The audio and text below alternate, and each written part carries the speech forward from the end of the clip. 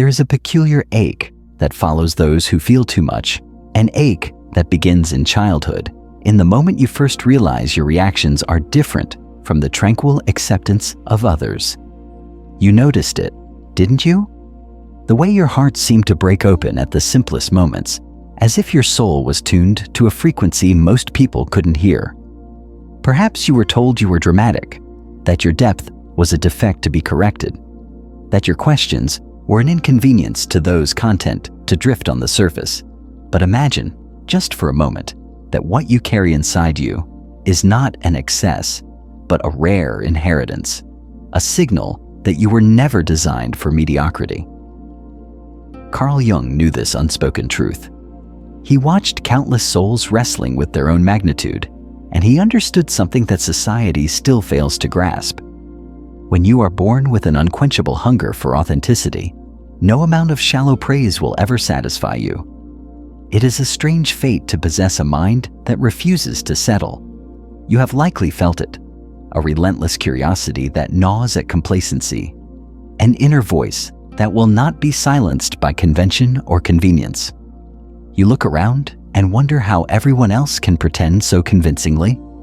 You see them clutching their scripts, reciting their lines as if the play were worth the price of admission. But you have always sensed the hollowness beneath the spectacle. It is not cynicism that drives your questioning. It is reverence for truth, a reverence so profound it can feel like a burden. And when you ask why we accept half-lives, why we trade our integrity for approval, people recoil not because your questions lack merit, but because they threaten the fragile illusions that keep their worlds intact. There are days when you try to quiet that searching voice. You tell yourself that maybe it would be easier to comply, to learn the choreography of small talk, to wear the mask and smile politely while your heart starves in plain sight. But no matter how earnestly you attempt it, your psyche revolts. Jung called this rebellion the splitting of consciousness, the moment when part of you clings to your knowing, while the other part performs a counterfeit version of yourself. It is a slow suffocation, a creeping dissonance that becomes impossible to ignore. You have felt this dissonance like a weight pressing against your chest, a quiet desperation that no accolade can relieve.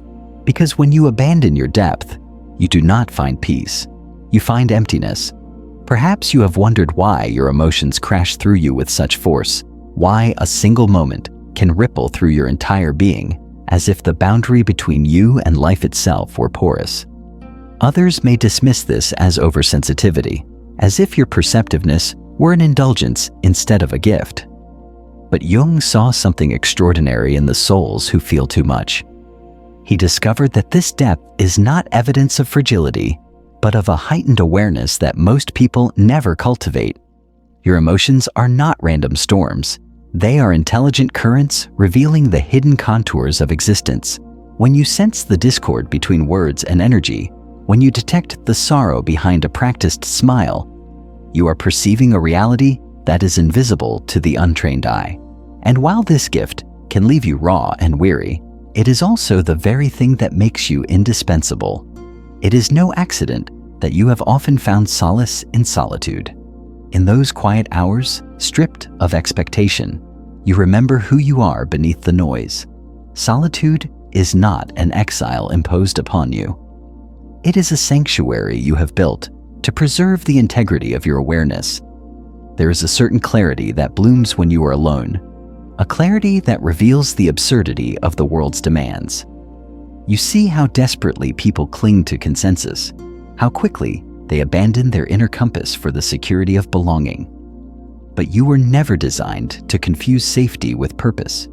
You have always known, somewhere beyond language, that there is a deeper calling to be answered, a calling that does not care how it looks to those who cannot hear it. When you were younger, you may have assumed that love would be the balm for your restlessness, that finding another soul with whom to share your intensity would quiet the longing. And for a time, perhaps it did. But Jung observed that those who have forged their identity in the crucible of individuation can never be completed by another. You do not enter relationships out of desperation. You enter them out of choice, a choice born of having already faced your own shadow and claimed your wholeness.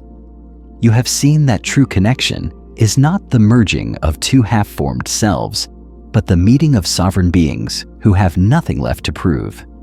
This is why you will never again surrender your authenticity to keep someone close. You have already paid that price, and you know the cost is too high. Even now, you might find yourself drawn to spaces and people who can mirror your complexity, who can hold the weight of your questions without flinching. It is a rare and holy thing to be witnessed without being diminished. But until you find those kindred souls, you may feel the ache of being misunderstood. You may stand in rooms full of voices and feel an unbridgeable distance between your reality and theirs. This loneliness is not proof that something is wrong with you. It is proof that you have outgrown the disguises that once made you feel accepted.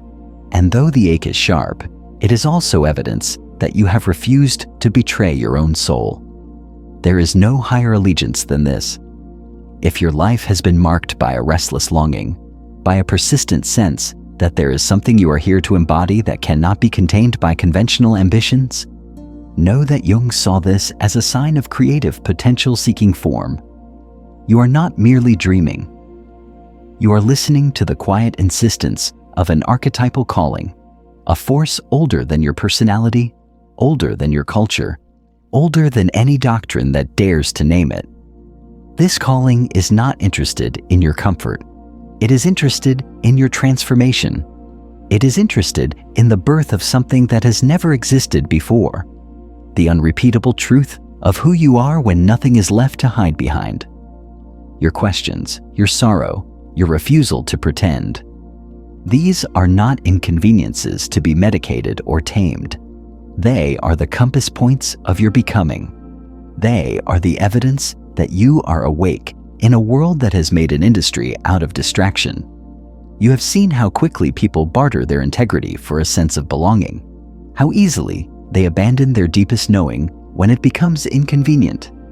And yet, despite the temptation to join them, you have remained faithful to something wordless and essential. This is not weakness. This is devotion of the highest order. Carl Jung wrote that the privilege of a lifetime is to become who you truly are. He did not say it would be comfortable. He did not say it would win you applause. He said it would be a privilege because it demands everything false be surrendered, because it requires that you stand alone in the nakedness of your own truth, because it asks you to trust that what you are is not too much, but exactly enough. There is a quiet revolution that begins when you decide your truth matters more than your reputation. You might not even notice the precise moment it happens. Perhaps it begins with a question you cannot unask, a realization that glows in your mind long after everyone else has gone back to sleep. Or perhaps it starts with a single act of defiance, so subtle no one else sees it. A refusal to laugh at a hollow joke, a decision to leave when the price of staying is self-betrayal. Whatever its origin, this revolution has a gravity all its own. It pulls you further from the shores of convention and deeper into the wild unknown of authenticity. And though the path is often lonely, it is never barren, for it is there that the seeds of your purpose take root. You may have tried, with the best intentions, to forget your longing, to fold yourself into shapes more palatable to the crowd. You may have rehearsed the lines, studied the gestures, learned the rituals of the ordinary, but always there was something irrepressible within you, something that refused to be domesticated. Jung understood this with a clarity that startled his contemporaries. He knew that to betray this deeper impulse is not to find peace, but to court a peculiar form of despair. For the soul does not consent to be silenced indefinitely. It waits. And when it can wait no longer, it rises in dreams and symptoms and sudden grief that no tidy explanation can dispel. This uprising is not a malfunction. It is the proof that you are alive in ways most people have forgotten how to be. Perhaps this is why you have always felt an uneasy relationship with certainty. You are not satisfied with the explanations that satisfy others. You feel their inadequacy like a splinter in the mind. You suspect, even when no one else dares say it, that the stories we tell ourselves are often elaborate defenses against the terror of not knowing. And so, you sit, unguarded, in the trembling silence of your own questions. You have learned that there is an intelligence in uncertainty that no dogma can rival. This capacity to dwell in ambiguity is not a flaw. It is evidence of psychological maturity. Jung called it the transcendent function, the part of the psyche that insists on wholeness even when it means dissolving the cherished illusions that once felt like shelter. In a world addicted to distraction, your capacity for presence is a radical act. You are the one who looks beneath the surface, who dares to name what everyone else is pretending not to feel. This has made you both indispensable and unwelcome, the one people turn to when their facades begin to crack, the one they resent for refusing to collude in their deception. You have sat across from those who told you they were fine, and you knew without a shred of evidence that they were anything but fine. You have felt the heavy unsaid in their words, sensed the grief coiled behind their laughter. Jung understood this intuitive perception as a legitimate function of the psyche, a kind of deep seeing that defies the limits of reason. But he also knew its price. For when you carry this gift, you cannot help but feel the hidden wounds of those around you. And if you do not learn to protect the sanctity of your own inner life, you will drown in other people's unprocessed pain. You have likely discovered, often the hard way, that not everyone deserves access to your depth. There are those who will mistake your openness for an invitation to project their chaos onto you. There are those who will consume your empathy without ever offering their own. And there are those who, feeling threatened by your clarity, will try to convince you that your intensity is pathology. But Jung would have told you that your refusal to live on the surface is not a mental illness. It is a courageous fidelity to what is real. Still, fidelity to reality requires discernment. It requires you to recognize when your gift has become a burden, and when your willingness to understand has become an invitation to be exploited. You are not here to be the repository of other people's unlived lives. You are here to embody your own. Some days, you may feel the ache of an undefinable longing, a call that feels both intimate and vast. It will visit you in moments when the world grows quiet, when the noise recedes and you remember again that you were never meant to live a life of quiet desperation. This longing will not always make sense. It will not offer you a clear map or a guaranteed reward. It will ask only that you trust the intelligence of your own becoming. Jung called this impulse the pull toward individuation, the drive to become not what the world demands, but what your soul insists. He knew it was the most difficult path a human being can walk. And yet, he called it the greatest privilege, for while others seek approval, you are seeking something far rarer, the alignment of your outer life with your innermost truth. You have seen how easily people barter their integrity for comfort. You have watched them adorn their cages and call it success. You have listened as they recited borrowed beliefs with such conviction they almost convinced themselves. But you could never quite join them, could you? Even when it cost you belonging, you could not pretend to be satisfied with a life that asked you to abandon your questions. You have always known that a life built on pretense is no life at all. It is only a performance, a hollow ritual repeated until the soul grows numb. And you have never been willing to pay that price. Your independence has been hard-won. It was forged not from arrogance, but necessity. You learned, often through disappointment, that to rely on others for your sense of worth is to place your destiny in hands too small to hold it. You discovered that true freedom does not come from the validation of the crowd, but from the quiet conviction that you are enough without it. This knowledge did not arrive easily. It came through heartbreak and solitude, through nights when you questioned whether your longing for something more was a flaw you should outgrow. But in time, you realized that your longing was not a defect. It was a compass, pointing you toward a life that could not be measured by conventional metrics. There are those who will tell you that your standards are too high, that your refusal to settle is the reason you are alone.